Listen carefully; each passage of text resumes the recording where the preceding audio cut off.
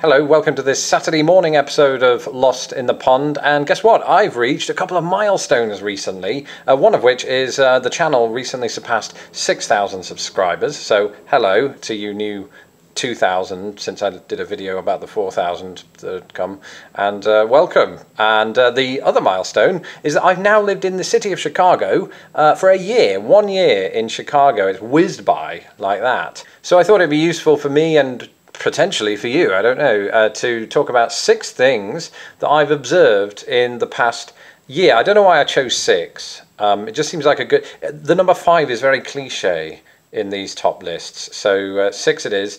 And it wasn't easy to choose. I mean, there's so much that I've observed, but I just wanted to get it down to these sort of bare bones talking points, some of which I've discussed over the past year in separate videos in the Finding Chicago series. Now, I should state that I'm currently not in Chicago. I'm back and forth between there and my in-laws' house just recently. But in a way that gives me the perspective, the outside perspective again on Chicago. I'm just making that. I'm trying to justify doing this video from Anderson.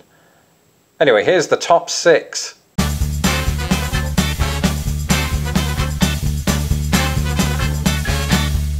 That's right, I don't think I've ever lived in a place with more free things to do, chief among which is the free zoo in Lincoln Park. Obviously I've taken you around there before. Lots of animals, lots of bored looking animals sometimes, depends on the weather, but free nonetheless. It's nice to walk around with your family, some people even bring kids. And it's just a nice day out. You can spend a good 2 hours walking around that place and doing silly faces at monkeys and apes.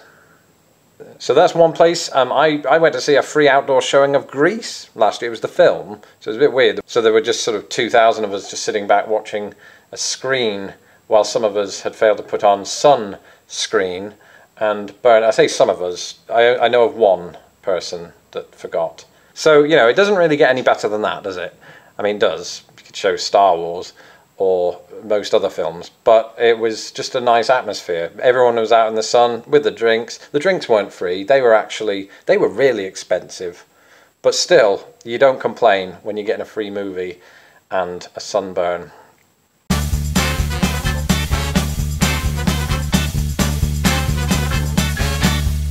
That's right, Chicago has its own language. Who knew, right? Well, I mean, I kind of instinctively did, because people always talk about how, you know, the locals in Chicago pronounce it Chicago, or whatever it is. I can never do it.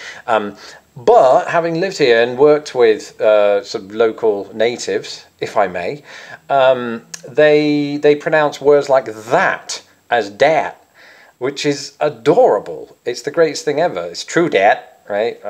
Probably an absolute butchering of Chicagoan. But no, it's quite amazing, and you know, there are lots of other sort of things. It's weird though, because you know, I think when I first heard it, there were parts of Chicagoan that I was getting confused with sort of New York speak. I think it's sort of the brash feel that comes with it. But when you cut through that, you actually start to realize, oh, there's actually a lot of linguistically diverse differences here. And they're worth looking at. But I love Chicago English. I want to sort of look into it more and maybe even replace my own brogue. What do you think about that? Let me know in the comments below. I can already see the comments below.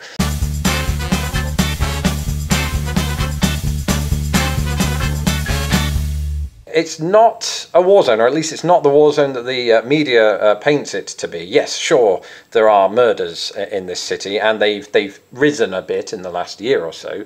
There's still by no means per capita the highest in the country. St. Louis, in fact, has that by far and away. Sorry to point that out, St. Louis. And many other sort of smaller towns and cities per capita have a higher homicide rate than Chicago. But even if you take that out of the equation, Chicago's murders on the whole are concentrated in the sort of the south and west in different sort of neighborhoods, different pockets of neighborhoods.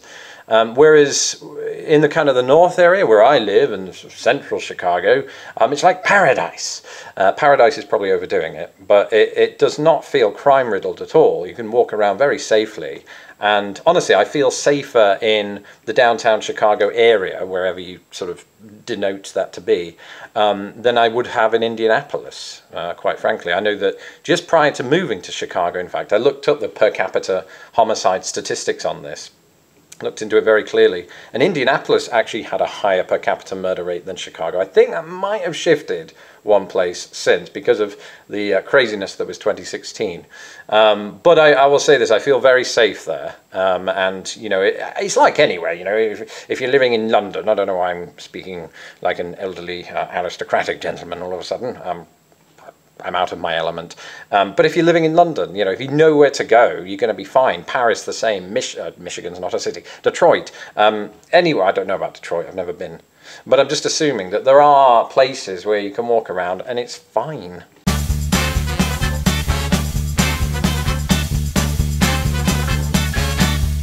Where I live, just 10 minutes away from Wrigleyville, it feels like a touristy area all the time, though I can't tell whether it is or not. There are, you know, hundreds of people congregate on game day when the Cubs are playing, and it just feels like you're outside Buckingham Palace, just with more drunkards. You know, but it's very good. Everybody is in great spirits. That's what I like about the Cubs gathering, and I dare say the White Sox too, although I have firmly put myself in the Cubs camp now, so sorry White Sox fans, but I will go to a game, I promise. I've been to a Cubs game, there is a video coming on that very soon, but everyone is a fan of baseball, it seems like anyway. I hate to leave out those of you that don't care for sports at all, and I am generalising, and I acknowledge that, but it is a big part of the city. For sure. And of course, when the Cubs won last year, the World Series, and I was down there in Wrigleyville, I swear I have never, ever experienced an atmosphere like that. I've never experienced an atmosphere like that. And I've been to Old Trafford, which is where Manchester United play. Granted, they were just playing a regular routine Premier League game against Aston Villa in 2005. But even there, like the euphoria, this was a 108 years in the making, so you can understand why they felt that way, because they waited this long. They haven't waited that long. Most of them, none of them in fact, were alive at the time, I'm guessing.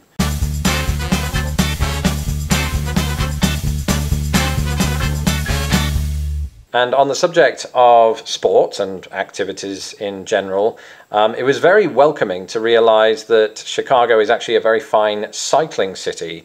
I think before I moved there, my expectation was that I would be catching the train to work every day, and I still do catch the L train fairly regularly, but I have the option to just, you know, jump on my bike wearing this majestic helmet, and it takes me actually the same amount of time to get to work as it does on the train. So I don't even have that excuse anymore.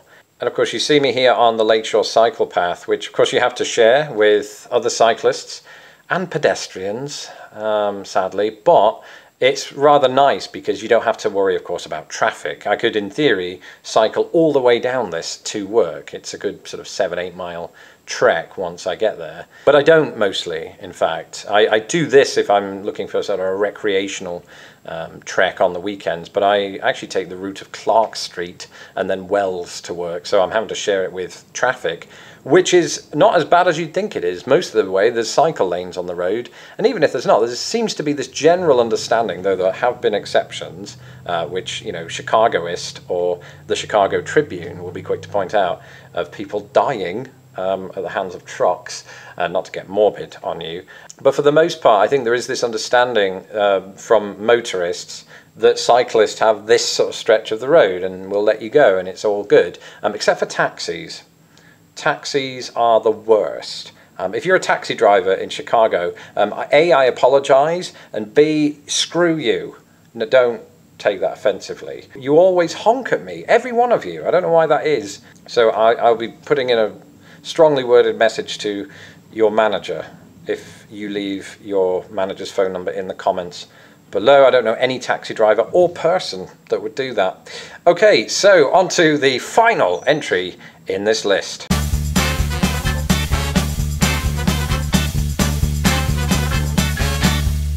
It is windy. Now, it's not, of course, the windiest city in the United States. I think that should be stated. And in fact, Chicago is not the only city to have historically been referred to as the Windy City. I believe Green Bay was at one point, and even Cincinnati, as far as I recall. But it is windy, and it's specifically windy for me, I found, when I'm doing point number 5, cycling to work. There's this specific point on Clark Street when you sort of turn past this sort of fork in the road, the wind just hits you. It almost knocks you off your bike backwards, you know, into the taxi driver. That's why I get honked at all the time, is because I can't handle the wind. I got crap knees, as I've said before, so pushing into that wind is not as easy for me as it is for some of these young upstarts that cycle past me, you know, and think they're all that. But even when you're not cycling, right, when you have hair as majestic as this used to be, then the wind is your constant enemy. It's forever blowing your hair around, and you get to work as if you've been windswept. You have been windswept. The saying absolutely applies here. But in a funny way, unlike the freezing temperatures that are supposed to come in Chicago, the wind doesn't really bother me that much. In fact, in many ways, especially in the summer, if it emerges, it is quite a nice coolant, as is Lake Michigan. That's something else I would say. This is a bonus entry, is that Chicago has this sort of cooling effect happening to it that you didn't witness in Indiana. You will see in my video on Tuesday, which is a sort of a look at rural Indiana, there's a section in that where I talk about the humidity here. That humidity level is not as prevalent in Chicago, and I love that, and it's thanks partly perhaps to the wind, also to the lake, and also because we are 200 and something miles north of Indianapolis. Mainly that. Could be that. I don't know the science behind it. Thank you. See you in tomorrow's episode of Ask a Brit. Keep watching the videos. We've got some exciting ones coming up, some travel videos in our near future. That's going to be exciting. It's been a lot of work putting that together, but I am excited to show you guys those things. So now I'm going to go and brush my hair. Or should I keep it this way? You tell me. Bye.